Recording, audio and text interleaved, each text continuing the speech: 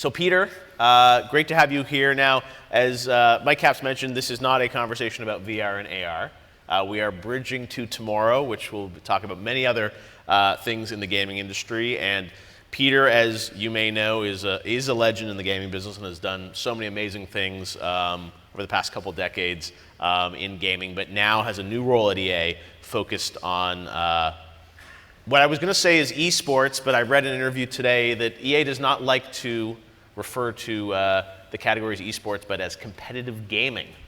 What is the difference, Peter Moore? Well, good afternoon. And I apologize that I'm here on VR Day.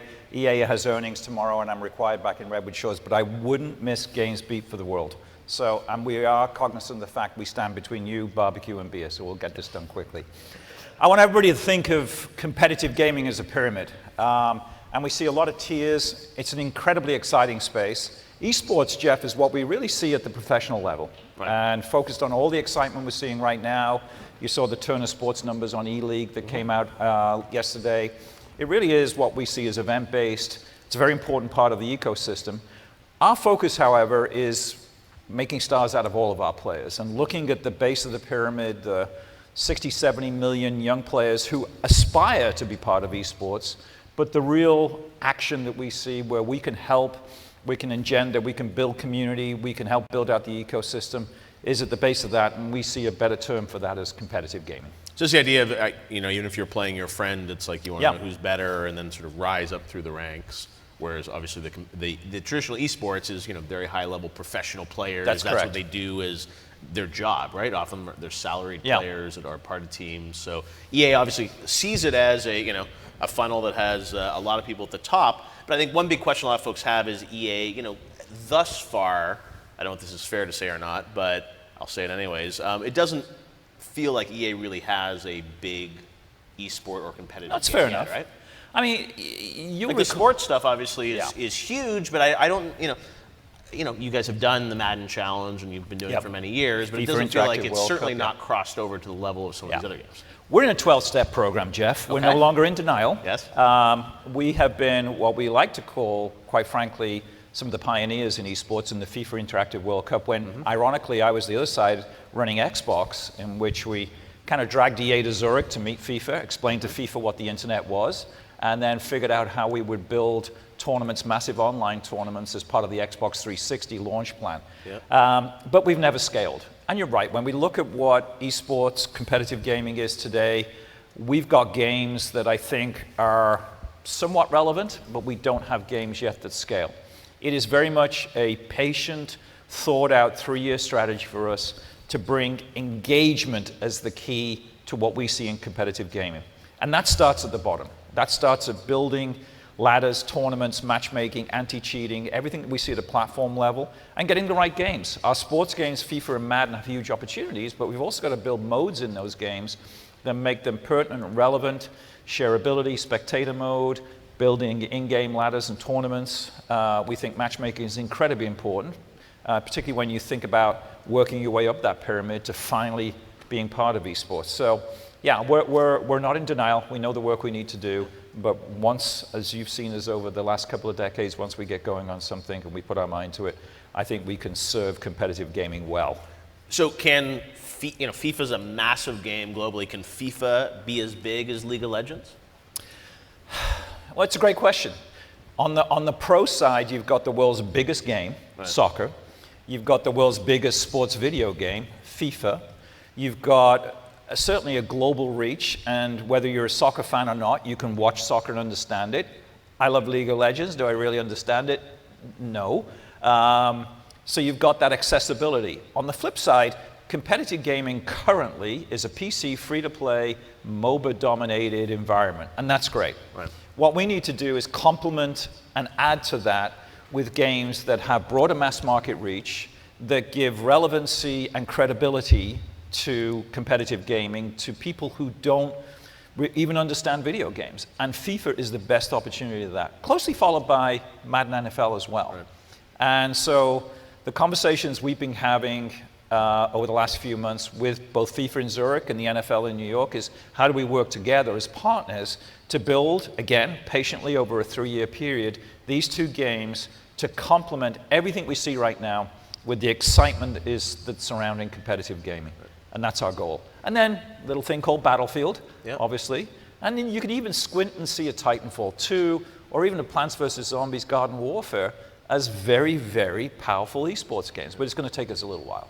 Well, I remember years ago when I was doing stuff on Spike TV, we had a partnership with you guys for the Gillette EA Champions of Gaming, which was, again, ahead of its time. That was, big athletes sort of playing with, real, fans who were heroes in these games. Tiger, Thierry Henry, Roger Federer. Yeah, Jeter. I mean, it was like an amazing group of folks. And that's the other thing I think, presents an opportunity with sports, too, is like tying in the athletes in an interesting way, and they said making it more mainstream. That certainly allows, in fact, right now we're in New York City. I just saw a tweet. Yes. Because I tweet. At Peter Morier. Jeff knows the story. Even Snapchats. J.R. Smith in a Bayern Munich uniform as we're launching FIFA 17, and Bayern Munich is in New York City, playing against other gamers. So you're right. So the idea of competitive gaming is, at its very roots, is you versus me on the couch, when we've done that for decades as an industry, to where we're at today, which is millions of people competing. And I think, again, to your point, when we look at the potential that is FIFA, and the potential in particular of a global competition bringing China, the balance of Asia, even thinking about how we start bringing African nations into this. Certainly we've got the Western world obviously well wrapped up. I think the potential is huge, but we've got work to do, and again, we're not in denial for what we need to do. But you think the game, you think the idea of people watching sort of virtual sports, you think can scale?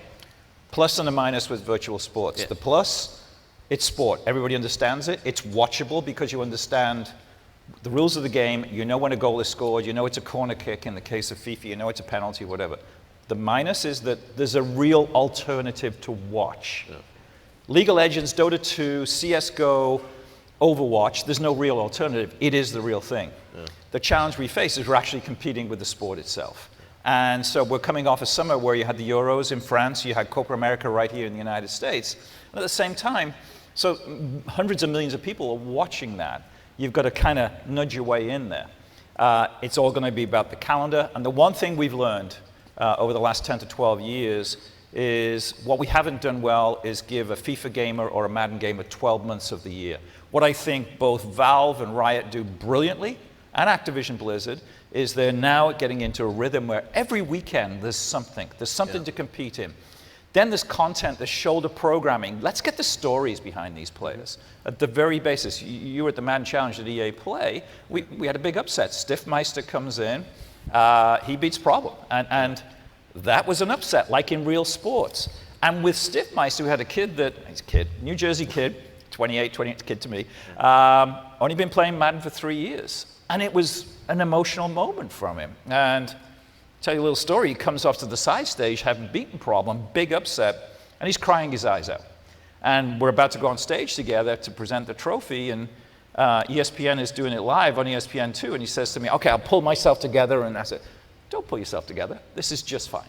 Show the emotion, show that you're a real person, show what this means to you, because that's what sports is all about. You've just won a big competition. You're about to go on ESPN and accept a trophy. This means a lot to you. And so this juxtaposition we're now seeing of, let's call it traditional sports with esports, competitive gaming, is exactly what we need. We need the emotion of sports.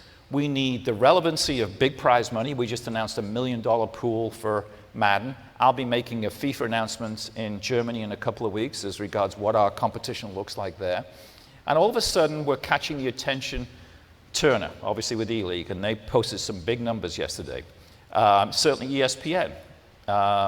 They're showing games that don't even have zero linkage to sports itself. Right.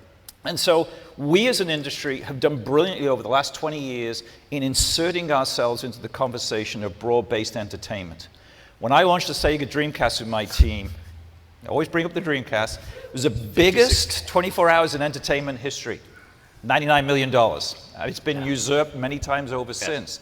But as an industry, we've constantly, in the past certainly, felt we needed to insert ourselves. We're an $84 billion business in the last calendar year. Things like what you've been talking about today with VR and AR, and certainly with competitive gaming, these are the accelerants that will keep pulling us away from movies and music. Why? Because everything we do is interactive. And that's always been the key. And I can't think of anything more than competitive gaming as regards millions of people now coming together on singular platforms with the goal of being that world champion. And shame on us as an industry if we can't get broad spotlights to be put on that and get the recognition that we deserve, that somebody who can go all the way to win the FIFA Interactive World Cup deserves the adulation and respect that a traditional soccer player does when he or she wins a medal or wins a cup. And certainly that's our goal at Electronic Arts. Now, one thing I think you have to think about, I'm sure you have at EA, is you have sports games that have sort of yearly iterations. You sort of reset the clock sort of every year when FIFA 17, 18 comes out. You look at Dota, you look at CSGO, those are platforms, right? That they're upgrading the game, but the players are on the same base. How do you think the idea of these yearly sort of updates to games, the same thing happens with Battlefield, your sort of new player base, moving on to the next game. How does that sort of correlate to esports, or what challenges do you have to overcome because you're sort of doing a new game every year? We update every single day in both FIFA and Madden with a thing called Ultimate Team. Right. And if you're not familiar with Ultimate Team, it's a mode in both games as well as hockey, for the Canadians in the room, that allows you to build your own Ultimate Team, whether you're playing for the Maple Leafs or for Liverpool or for the New England Patriots. You can then be selected as part of the Jeff's Ultimate Team. And the key to that whole thing is, how do we compete with each other? There's a strategy element that then puts us on a par, I think, with the League of Legends in a mental way of, what team do I need? I'm about to play Keely's team. He's really strong in midfield. Who do I go get for my midfield players? It's not that I play as Liverpool. I play as Peter FC. And we think that becomes the real wild card of people getting excited every day. My team, Liverpool, are playing right now in St. Louis against Roma. People will be watching that, and they'll be playing their Ultimate Team. They'll be looking at players. How is Coutinho playing tonight? And they'll be adjusting their lineups. Millions of people around the world. So you've got this living, breathing organism now that, to your point, used to be, the old model was FIFA team in Vancouver, deliver a great game, go to the beach for 2 weeks, come back, rinse and repeat. 40% of our dev team now is live operations. They stay and focused on what's happening in the real world of soccer. What is happening on the pitch is impacting what's happening on hard drives. And they focus on bringing that excitement of sports back and merging the lines. And boy, if we can capture that in competitive gaming. So it's different than what League of Legends and Dota and CSGO and Overwatch and Hearthstone do. But in the same way, it defeats the problem we had previously where, to your point, they're annual iterations. They're daily iterations now, and they reflect what's going on in the real world. And we can bring that to life with competitive gaming. Now, a lot of folks here are, there's a VentureBeat conference thinking about sort of the market, the business opportunity.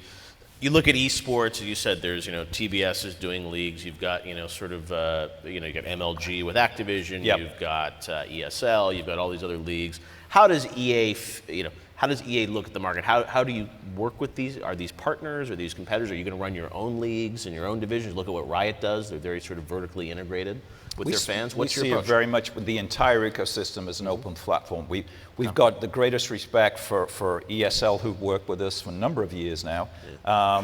You meet with the DreamHack people, and you just love what they're doing. Our job over the last 6 months was to really learn where we thought the opportunities were. We look at platforms like Twitch, and we acknowledge and revere Twitch for what they have done in bringing competitive gaming to life to anybody that had a PC and can watch what it's all about, learn the strategy, learn who the personalities are, and bring it to life in a way that traditional media like television couldn't do. And God bless what Turner's trying to do, but it is challenging to do that in a world in which our gamer is more likely to be in his or her bedroom with their rig going, watching Twitch, playing League of Legends at the same time. Why go to TV? Well, we're talking millennials, right? Who think that going into the living room, sitting down on a chair like this, waiting for a sitcom to come on at 8 o'clock is ridiculous. No, they're an on-demand. They believe in streaming and they believe in on-demand. If they can't find it live, they'll go find it on YouTube. And so that is what we see, again, the secret sauce of what competitive gaming brings. So when you look at all the, EA, what you're doing with sort of, any of these games, are you looking for partners to bring these to life? Are you going to create your own league, which is, the EA competitive league, and run it like Riot? I mean, what's the strategy? I certainly love, again, what Twitch does. I think it's an open platform strategy for us. So you work with everybody? You do. I think you've got to, look, the strategy is simple. You've got to build community. And again, we're not in denial. We don't have a community on FIFA and Madden yet that comes anywhere close to what the powerful competitive gaming games have, the MOBAs in particular.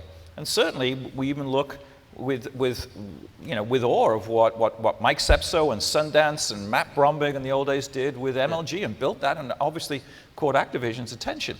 And they continue to build their own platform. And that's fine, but we have to build community. And the best way to build community is to make it open.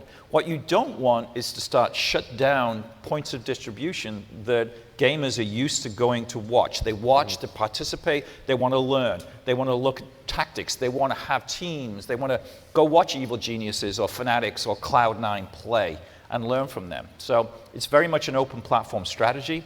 It's very much, if you as a media distribution outlet are going to benefit competitive gaming, then good for you and we're in. So when you think of all of these games, you think of Battlefield, you think of all these titles. Is EA interested in running sort of its own league? Is there a circumstance under which you would do that? Well, we kind of, with certainly the Madden Challenge, what we said there, whether it's a league, it's tournament-based. FIFA Interactive World Cup may be the world's first competitive gaming league.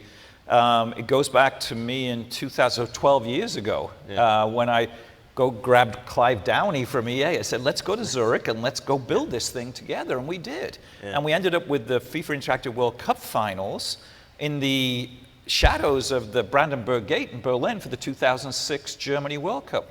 We had our winner of the FIFA Interactive World Cup on stage at the Ballon d'Or, which is the world's best players, and we had Shevchenko, Ronaldinho, and Thierry Henry, and then a young man whose name I unfortunately forget, from Brazil, stood there sheepishly on stage because he won the FIFA Interactive World Cup. And again, it's part of the strategy. You've got to get what we do on par with traditional sports. We don't get respect yet, but we will do. But I think it's very much an open platform strategy. So you say you don't get respect. What do you mean by that?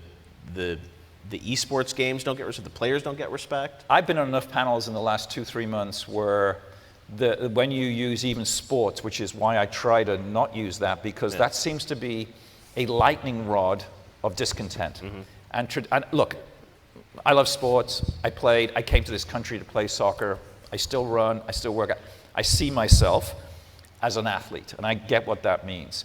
But millennials coming through have a different point of view. And look, our friends at the NFL and partners, and our friends and partners at FIFA will say their number one concern right now is that they're not refreshing their consumer base with the next generation. Right. There's so many distractions. Electronic media, social media, eSports comes out in every single conversation. Huh. So our job is to convince them not to eschew it, not to marginalize it and push it away, but to embrace it. So the NFL is worried that League of Legends is taking screen time away from them? The NFL, rightly so, smart people, say we've got to be a part of this. Right. We can't be, because of what they call the shield, blind to what's going on. You've got to, and this sounds ridiculous, you've got to go into the bedroom and grab them. Right? And you've got to be part of a Twitch community. You've got to be part of competitive gaming. And that's what we're working with the NFL.